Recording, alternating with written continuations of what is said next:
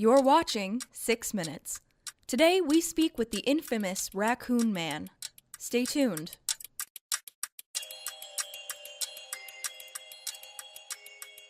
We've all heard the story of George Jetson, the Nebraskan feral man who, after being abandoned as a child, grew up in the wild, with the help of a raccoon family, of course. He then lived in the wild until the age of 17.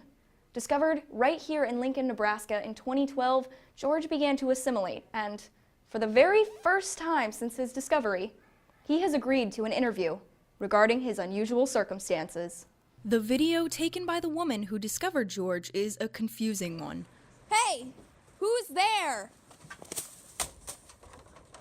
After knocking himself unconscious, George was taken to the hospital where he eventually woke up. After 6 years, George has developed his speaking skills and agreed to sit down with me for an exclusive interview.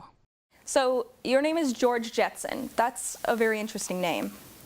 Yeah, that's the only name I remember from the show I watched when I was really little. It was called The Jetsons. Aside from the name he gave himself, Meet George Jetson.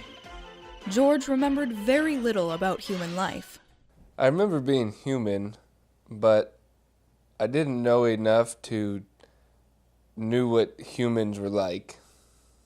I was afraid of how humans were, so I avoided them. However, between urban sprawl and the allure of cold, leftover garbage, Jetson found himself in city limits, hiding from humans. I would have to say that living in the wilderness was starting to get hard.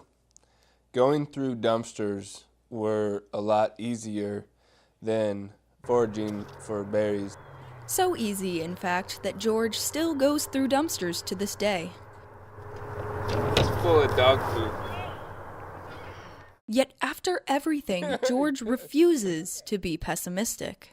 It is what it is.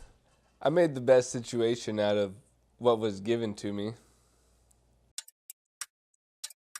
Join us for part 2 of the Raccoon Man story, where we speak to George about how he's adapting to normal human life.